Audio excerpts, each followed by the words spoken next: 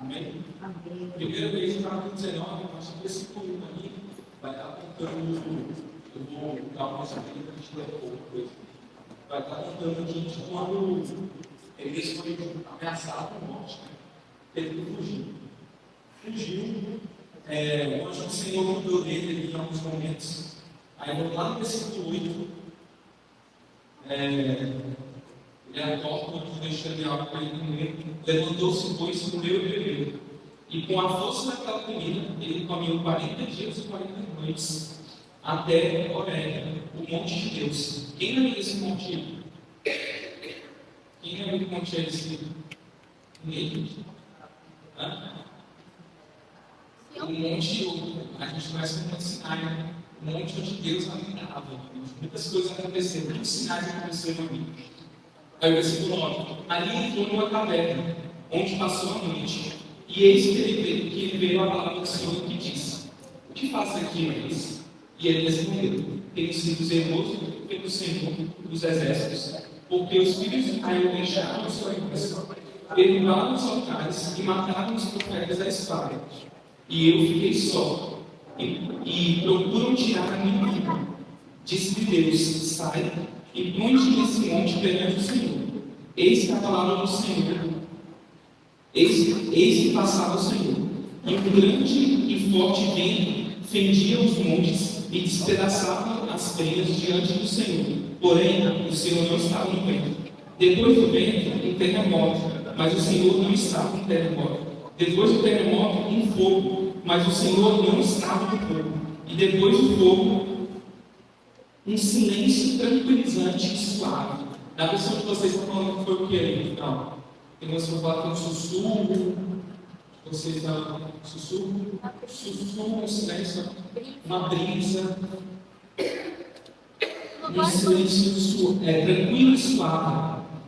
Está vendo aí, meus irmãos? Mas continua com a sua Bíblia aberta. Nós vamos continuar lendo o texto.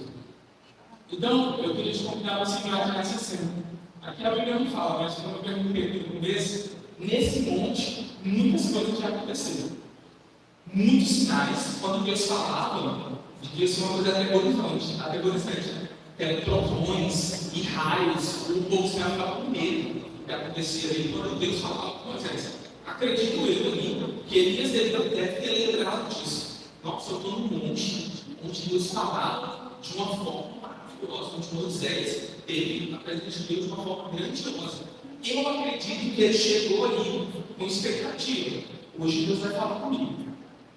E muitas vezes nós chegamos assim na igreja, né? Chegamos com muita expectativa. Hoje Deus vai mover os céus. Hoje Deus vai fazer grandes coisas. Hoje Deus vai falar comigo. Aí a Bíblia fala que veio um vento muito forte, fendeu os montes, mas Deus não estava lá. Veio um terremoto, mas Deus não estava lá.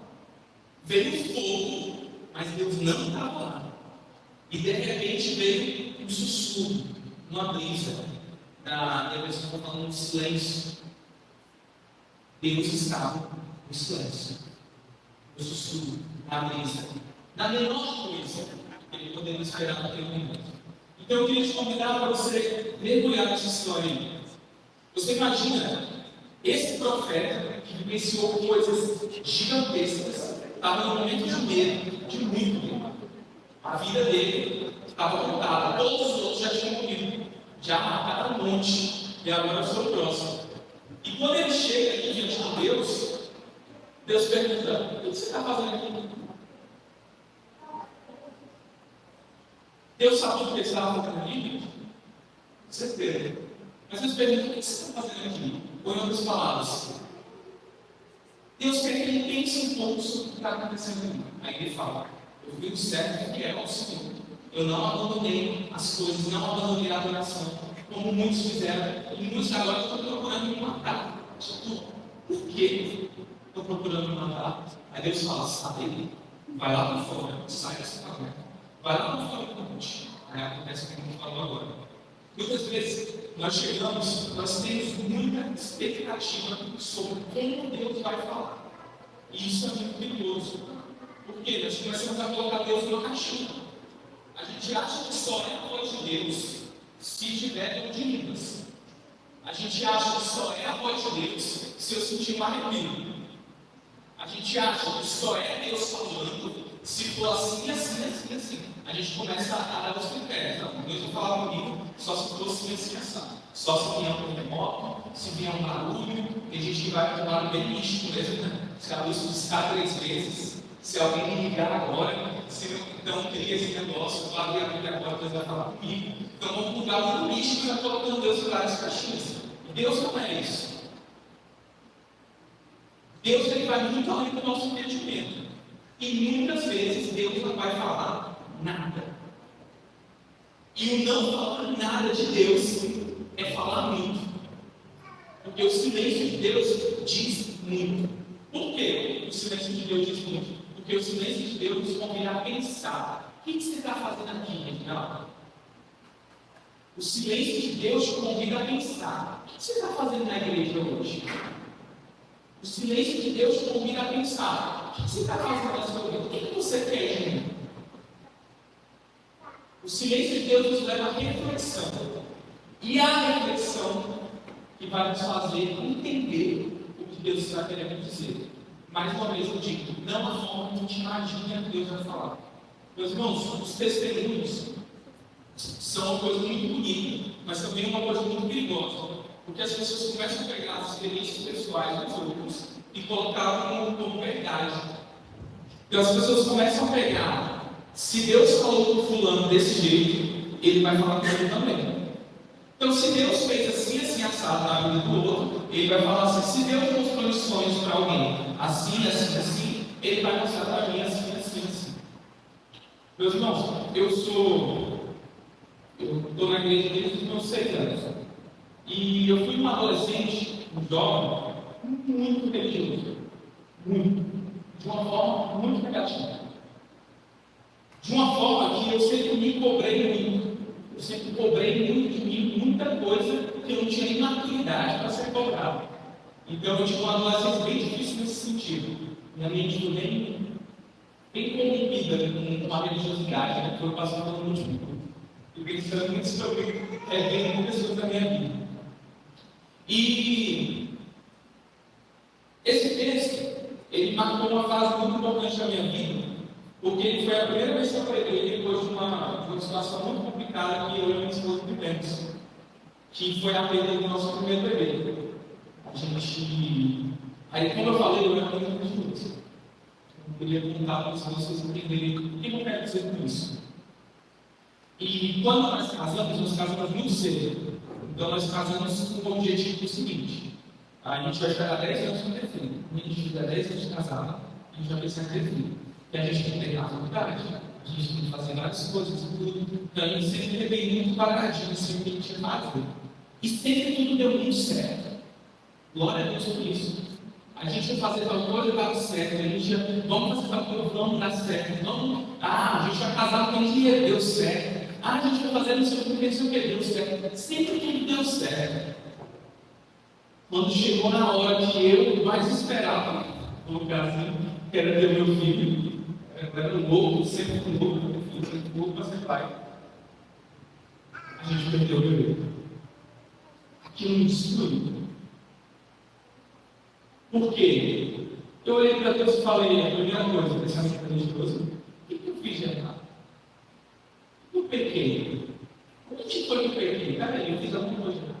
Eu literalmente fui olhar para a Joana no hospital. Eu ficava parado e pensando, oh Deus, você está fazendo ela sofrer por uma coisa que eu fiz. O que eu fiz de errado? Então aquilo começou a ficar muito louco na minha mente, muito louco mesmo. Muita coisa acontecendo. E eu sempre fui acostumado a sempre ter as respostas para as coisas. Olha como a gente se torna arrogante, a religiosidade. Então eu sempre achava que eu teria a resposta para tudo. A gente me fez tantas perguntas nesse processo que eu não tinha nenhum tipo de resposta, que aquilo me deixava. Eu acho que Deus não gosta de mim. Eu acho que Deus não quer saber de mim. Acho que minha mente ficou muito bagunçada com tudo que aconteceu. E eu lembro que nesse processo eu voltar para as atividades da igreja foi muito difícil. Por quê? Automaticamente eu colocava na minha mente que o que eu estava fazendo era mentira. Então, como que eu vou pregar de fé se eu não tenho fé? Como que eu vou falar sobre Deus me ama as pessoas se eu acho que Deus não me ama? Olha como é que fica a mente. Como que eu vou fazer uma coisa que não é verdade? Eu não posso fazer isso. Então eu fiquei me distanciando de todas as oportunidades que eu teria de fazer alguma coisa. E me fechando. Mas eu nunca botava isso para fora. Eu sempre guardava isso para mim. Por quê? Eu pensava de imediato: cuida do teu pé antes de entrar na casa do Senhor. Cuidado com o que você fala. O que eu pensava imediatamente? Eu vou pecar contra Deus se eu abrir a minha boca. Eu vou pecar contra Deus se eu falar. E eu esquecia que Deus conhece meu coração mais do que eu mesmo. Aí eu aprendi uma coisa, meu irmão. Deus quer ouvir tudo de nós. Não só coisas boas. Porque às vezes a religiosidade ela te caminha para esse lugar. Que Deus ele quer ouvir a minha adoração. Deus quer ouvir um louvor, um elogio. Deus quer ouvir isso, mas Deus quer ouvir tudo. Deus quer ouvir o desespero da nossa alma também. Deus quer ouvir tudo. Aí eu penso, meu Deus, eu não posso falar isso para Deus, porque Deus é santo. Exatamente por isso que você deve falar isso para Ele. Porque é Ele que vai te criar essa santidade, não é você mesmo. E a religiosidade te leva nesse lugar de pensar que é você mesmo. Como eu falei, eu tinha as respostas para todas as coisas. Então, se eu passasse por uma dificuldade, eu sabia que eu ia abrir a vida em tal lugar, e eu ia me fazer ficar tranquilo, ia fazer assim, assado, mas quando a nossa mente é abalada, as coisas mudam. Acontece algo semelhante com o profeta, ele fala: eu fiz tudo certo. Fiz tudo certo. E agora eu estou procurando me matar. Por quê? Eu não fiz tudo que o Senhor mandou, eu não fiz tudo que o Senhor disse, estão procurando me matar. Aí olha só que interessante, vamos continuar lá.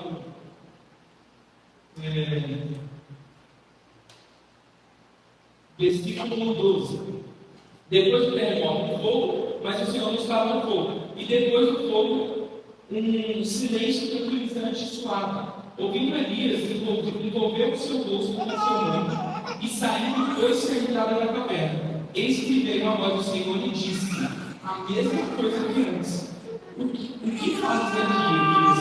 E ele respondeu: tenho sido em extremo zeloso pelo Senhor, Deus dos exércitos, porque os filhos de Israel deixaram a aliança, derribaram os altares e mataram os seus profetas à espada. E eu fiquei só e procuro tirar a minha vida. E disse-lhe o Senhor: vai e volta ao teu caminho, para o deserto de Damasco.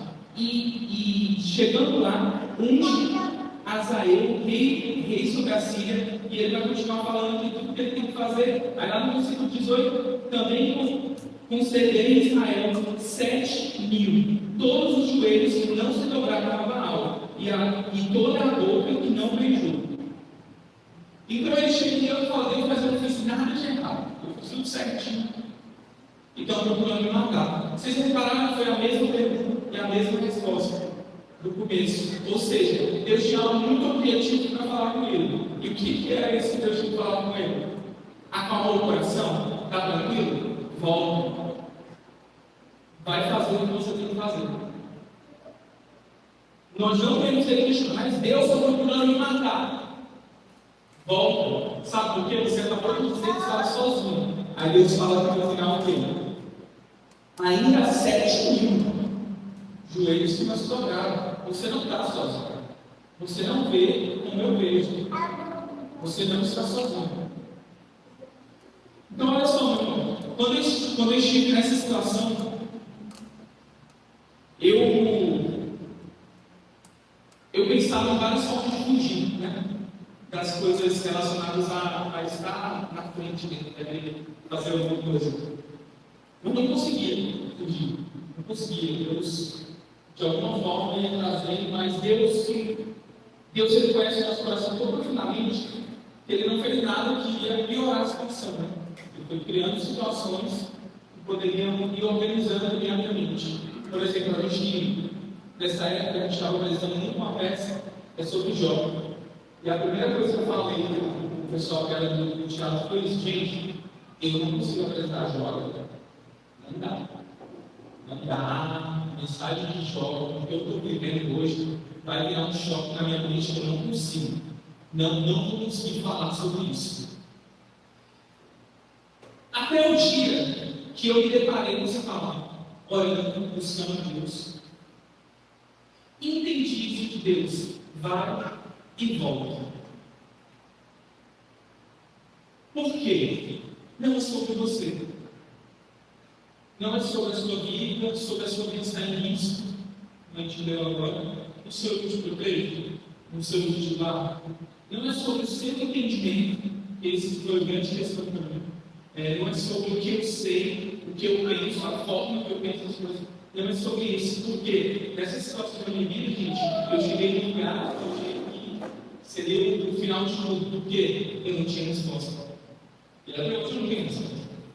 Por que Deus deixou isso acontecer? Por que Deus deixou acontecer isso comigo? Por que aconteceu desse jeito? Não tenho uma resposta para isso. Mas eu aprendi a olhar e ver que eu não estou sozinho. Ainda 7.000 que não se dobraram. Ainda tem muitos outros que eu não estou vendo. Ainda tem muita coisa a ser feita que eu não tenho nem ideia. Não é sobre mim. É sobre o que Deus tem que fazer. E o convite de Deus é esse: sai da caverna. Sair da caverna é fácil? Não é fácil. Então você pode estar em diversas situações na sua vida. Seja qual for, eu dei um exemplo meu aqui para vocês entenderem o que eu estou falando. Mas na sua vida, você pode estar enfrentando diversas coisas. E você tem que se ver aonde? Numa caverna. Você se vê sozinho, como nós temos o profeta. Você se vê em inimigo. O que você vê de imediato? O vento, o trovão, o fogo. Mas Deus, às vezes, não vai falar nada.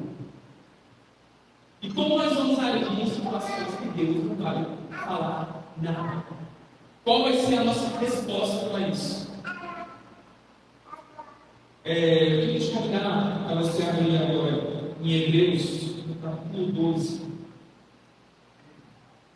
Hebreus capítulo 12.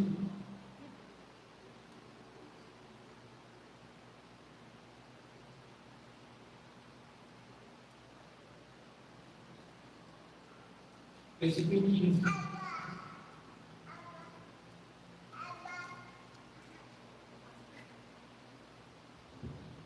Hebreus 12, 15. Fique atento, para que ninguém seja faltoso, separando-se da graça de Deus, nem haja uma raiz de amargura que, brotando em vocês, perturbe e, por meio dela, outros sejam contaminados. Olha o que esse versículo diz. Ele começa falando: cuidado ao comentário.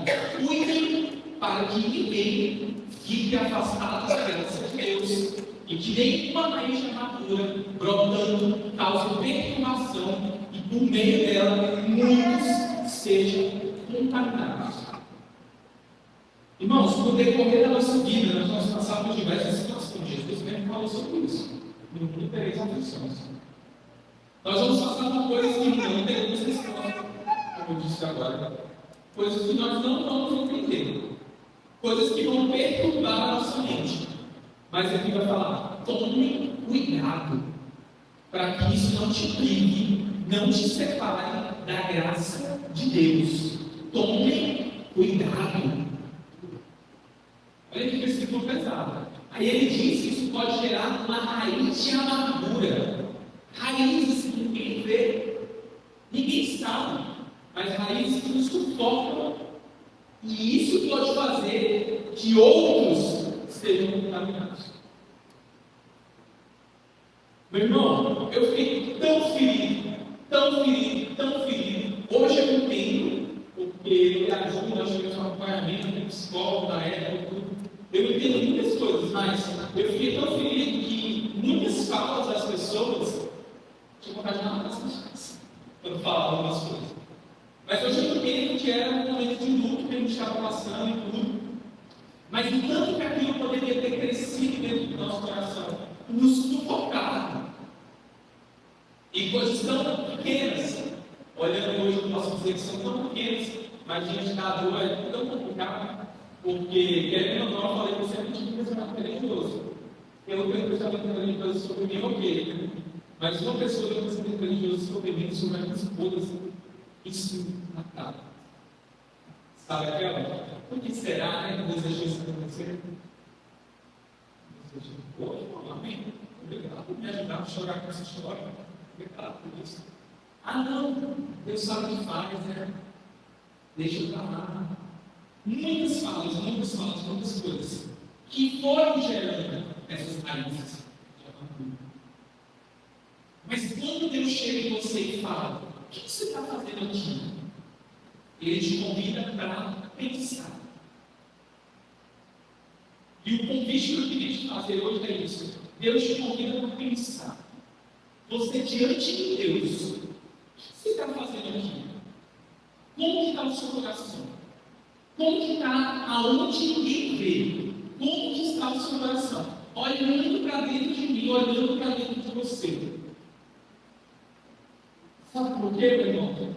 Essa atitude, ela tem que vir de nós. Lá em Isaías, no capítulo 1, é um texto muito doloroso de ler. Você vai ver Deus muito triste. Mas eu te comento para ler. Você vai ver Deus muito triste com o povo de Israel. Muito. Ele fala: vocês podem aumentar suas orações que eu não vou ouvir. Vocês podem fazer o que vocês quiserem. Vocês levantam suas mãos vão cheias de sangue. Eu vi no gosto para você. Quem foi que pediu esse tanto de festa? Quem foi que pediu esse tanto de meu tempo? Deus está muito chateado. Aí no depois do capítulo, Deus fala assim: ainda que os pecados de vocês sejam de vermelho muito escuro, eu os tornarei brancos como a neve. Mas ele faz um convite: vem aqui, vamos conversar. Aí Deus não fala bem assim: eu vou te lavar, eu vou te purificar, eu vou tirar a sua dor. Não. Ele fala bem assim: lave-se e purifique-se. Lave-se e purifique-se. Olha isso. Vem aqui, vamos conversar, porque ainda que seu pecado seja de vermelho muito escuro, eu os tornarei brancos como a neve. Lave-se, purifique-se. Eu sou dessa área das artes, né? E muitas vezes, durante anos, eu percebo muitas peças desse jeito que eu vou falar agora, que elas acabam trazendo uma doutrina muito errada dentro da igreja. Isso é umas peças bem assim, ó. Vocês já viram umas peças assim. A pessoa está lá no pecado, está mexendo no celular, está fazendo o seu filho, aí Jesus vai lá, pega a pessoa, limpa ela, coloca novas vestes e fala: vamos comigo, meu filho, e o cabelo sai de perto. Ou então, a pessoa, você já viu, mas a pessoa está lendo a Bíblia e tem uns anjinhos na cabeça. Aí a pessoa pega o celular no cabelo. Aí Jesus vem, manda todo mundo embora e fala: vem comigo. Você percebe o erro que tem que ser?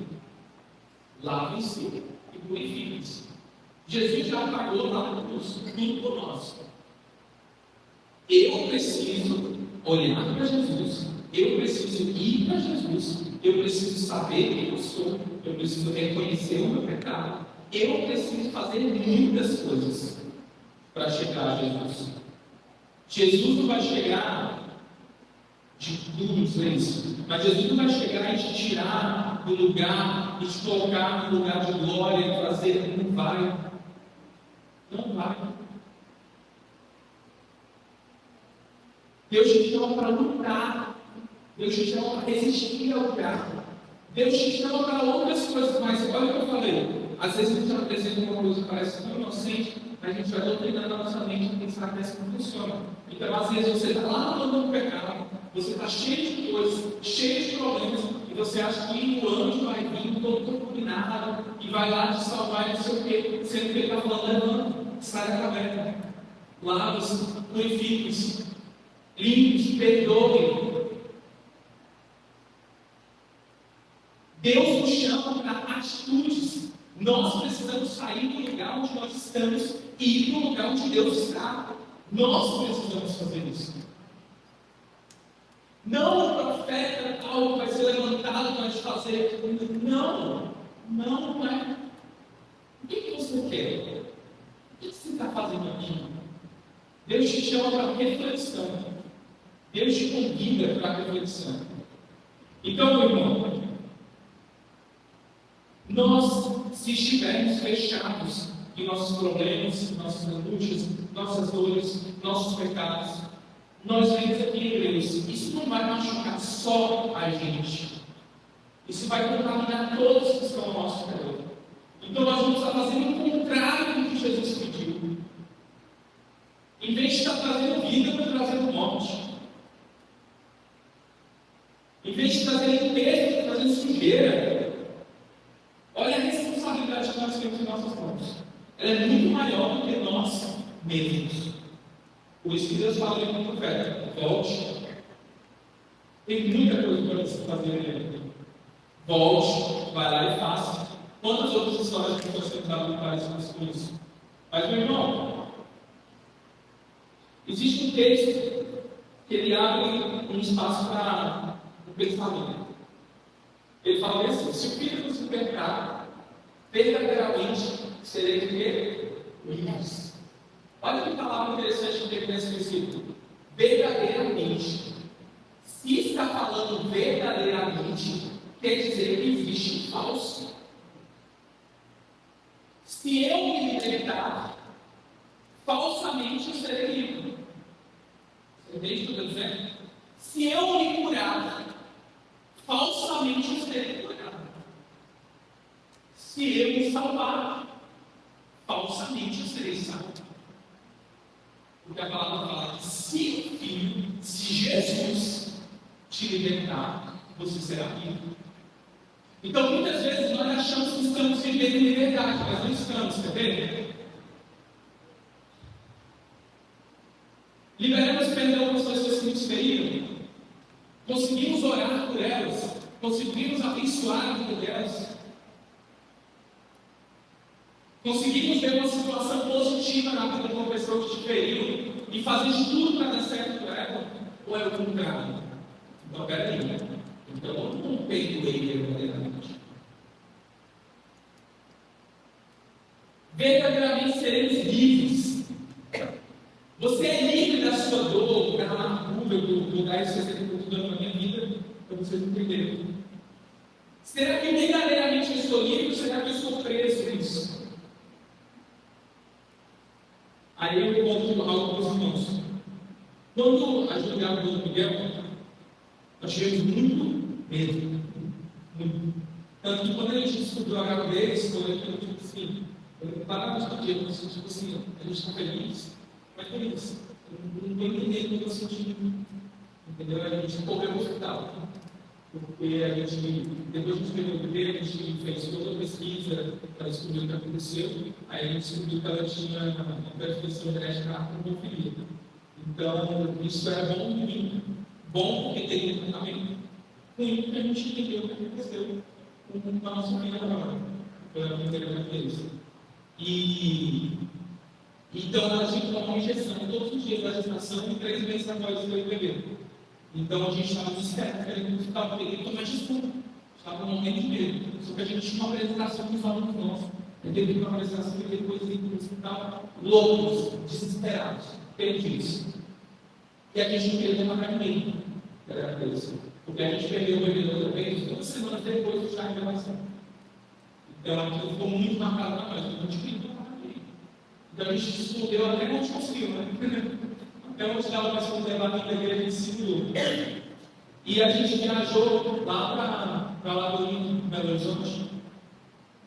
Na época que a gente completava o terceiro mês, que foi algumas que a gente descobriu de medo da bebê, a gente estava apavorado, com medo, com muito medo. Então a gente literalmente fugiu para lá. A gente, meu Deus, congresso, vamos agora, vamos sair daqui. Eu preciso parar de pensar. E lá Deus tratou muita gente, curou muita gente, mas era inteiro, mas eu todas as pregações para mim. Eu congresso de 5 anos do trono. Parece que tudo vinha para a gente, tudo vinha para a gente. Aí aconteceu uma coisa muito interessante nesse dia, porque a gente falou isso para mim. Nessa época eu já sabia que eu precisava mudar de igreja. Eu já estava mudando várias igrejas. E a gente falou assim para mim: nossa, mas cara, eles falaram sobre a gente. Aí eu queria. Eu falei: vamos lá. Vai aqui, né? E falei da boca para fora. Falei, não fui honesto, de verdade, não. E quando abriu a tela, eu lembro de ver no meu Instagram, né, Ju, lembra, né? Eu lembro. Aí, no dia que a gente veio aqui na inauguração, a Ju falou para mim, falou: é o mesmo que eu falei para ela hoje, né? Eu falei, tem pai agora. Por quê, meu irmão? Por que eu estou falando isso? Porque nós tivemos muita coisa para ser curada e isso afetou todo o nosso pensamento ministerial. Como eu falei para vocês, eu não me sentia mais preparado para pregar. Eu não me sentia mais preparado para dar aula de comunicação. Eu não me sentia mais preparado para nada para fazer isso. Para ministrar, então fugia mesmo. E Deus foi curando. No passado tempo, Deus foi curando.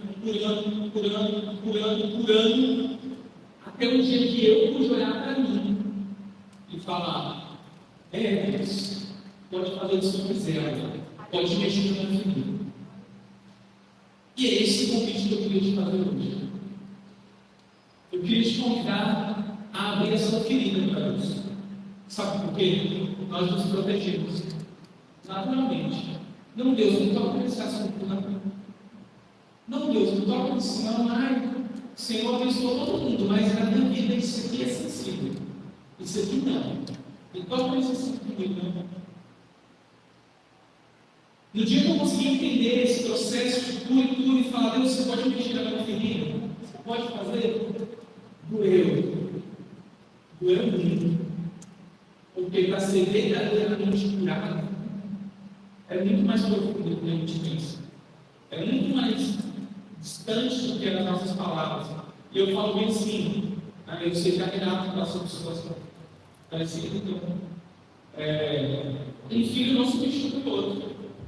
A dor da gente ter perdido o nosso primeiro filho, ela sempre vai estar aqui. Sempre quando dá um mês, quando dá uma lembrança, alguma coisa, muito pesada, a gente tinha nome, às vezes até ouvir o nome, dá uma coisa, sempre está ali. Mas a cura não quer dizer que apaga.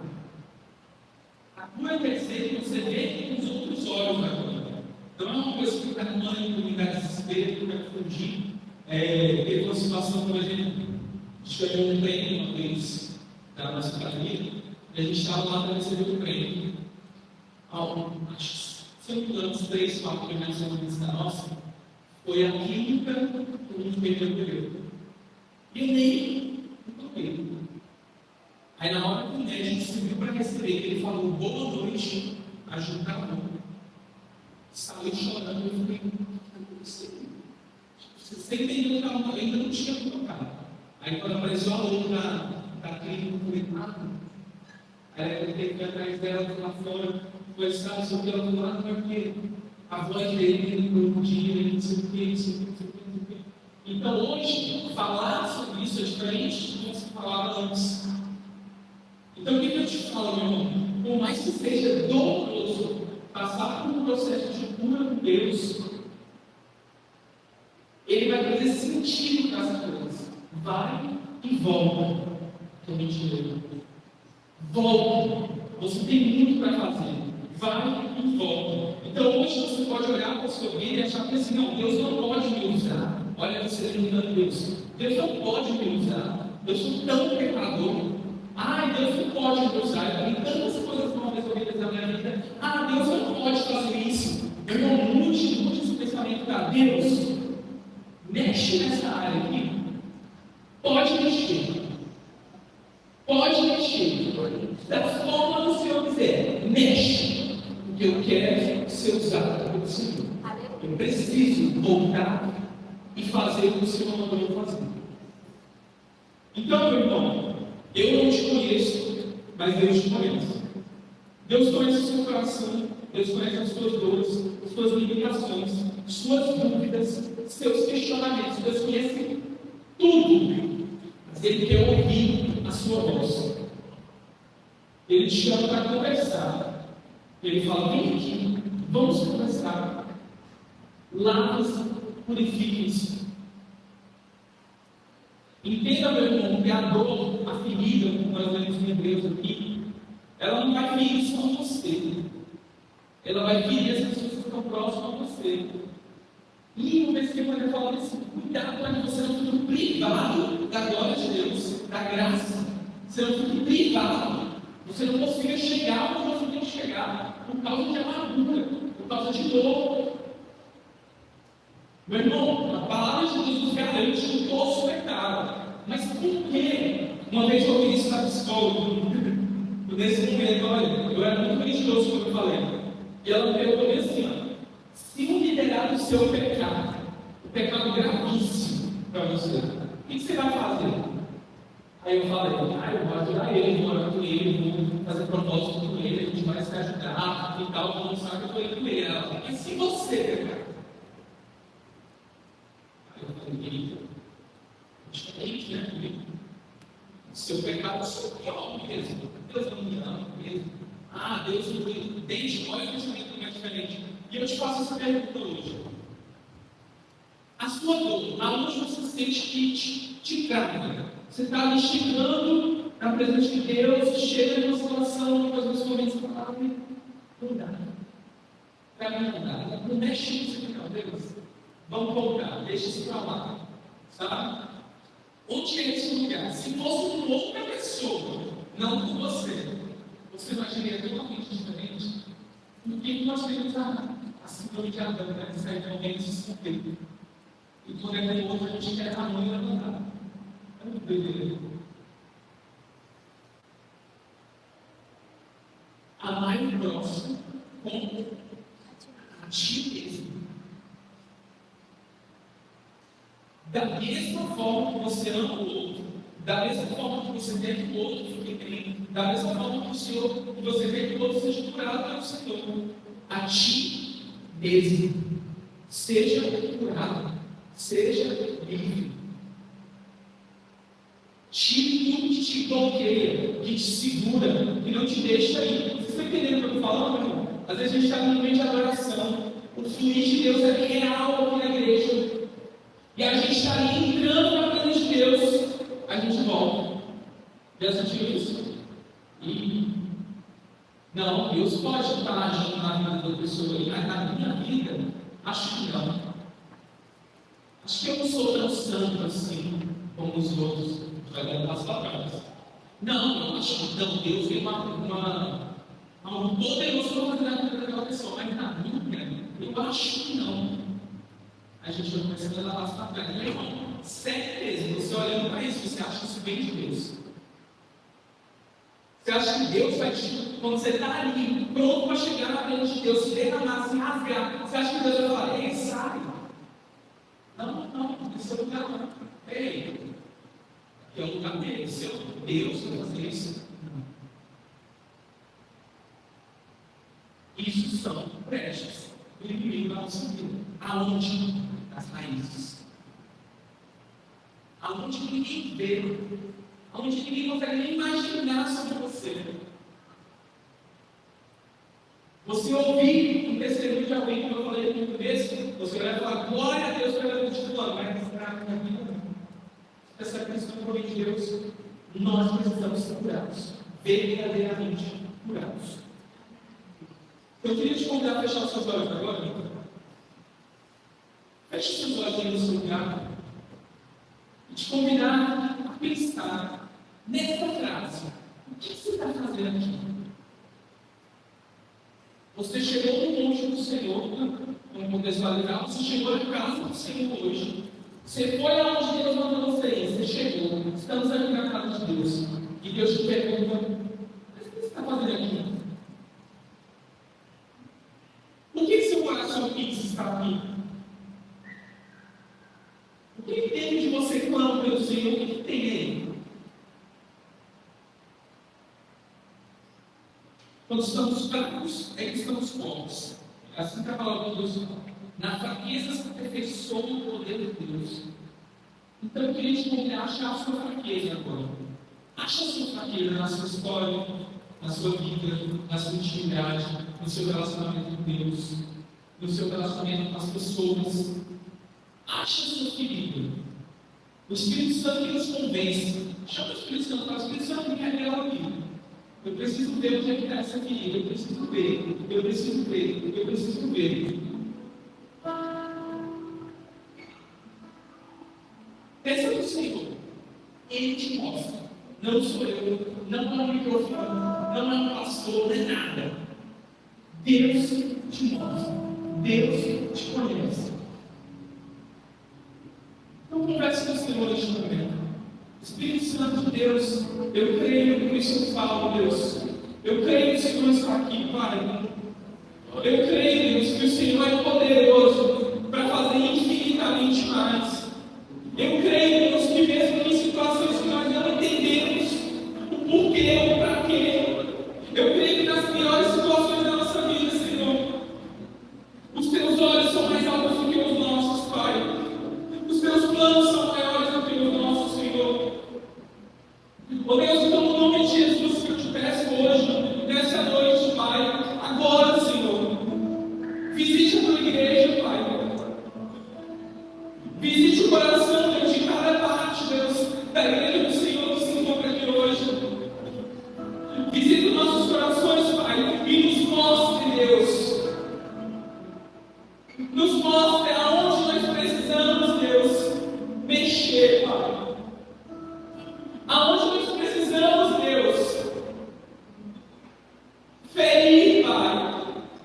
A tua palavra fala que o Senhor fez a ferida e o Senhor que vai curá-la, Pai. Então, no nome de Jesus, Deus, eu te peço, Deus, nos dê coragem, Deus, para olhar para o nosso pecado, Deus, que está nos consumindo, Deus. O nosso pecado que está nos tirando da graça, Deus. E nós estamos fingindo, Deus, que não tem nada, Pai.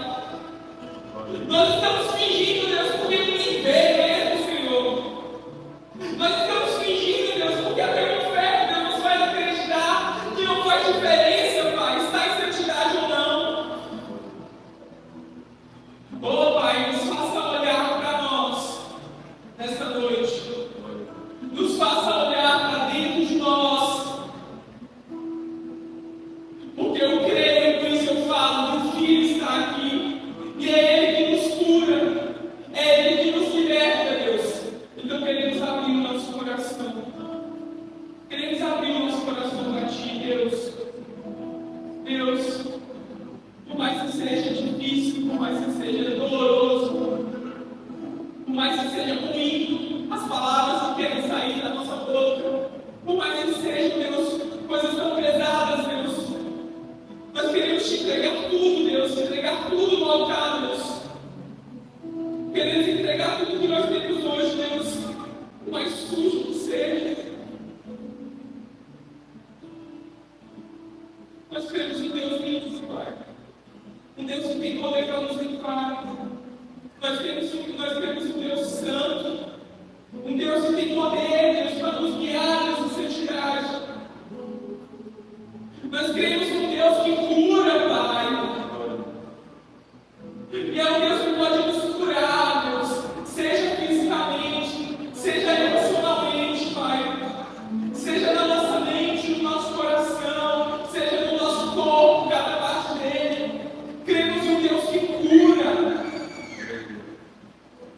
Queremos um Deus que cura. E sabemos, Deus, que a cura, Pai, não está na plataforma, não está no microfone. A cura está em Jesus. Oh, Deus, e nós queremos chegar em Jesus. Nós queremos dar grandes passos, Deus, para perto do Senhor. Que essa noite seja esse momento, papai. Oh, Deus, que nós possamos estar aqui juntos, como igreja, pensando, prestando tudo racional a Ti. Olha para dentro de nós, papai. Olha para dentro do nosso coração, Deus. Nos mostra, Deus, quem nós somos hoje. Nos mostra, papai. Mostra isso. Você crê, meu irmão? Jesus, que verdadeiramente cura, que verdadeiramente liberta, além da nossa capacidade de entendimento, além das nossas respostas prontas, além do versículo decorado que eu sei, da situação X que eu vou passar na minha vida, além de tudo isso, infinitamente mais, é o que tem Deus. Então, com um ato de fé, eu queria te convidar a ficar em pé agora. Se levante do seu lugar. Com um ato de quem entendeu, saia da caverna. Se levante do seu lugar.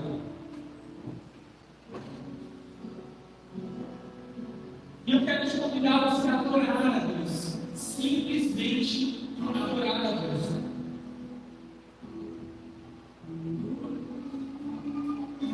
Entregue para Ele palavras de adoração. O Espírito de Deus nos convence.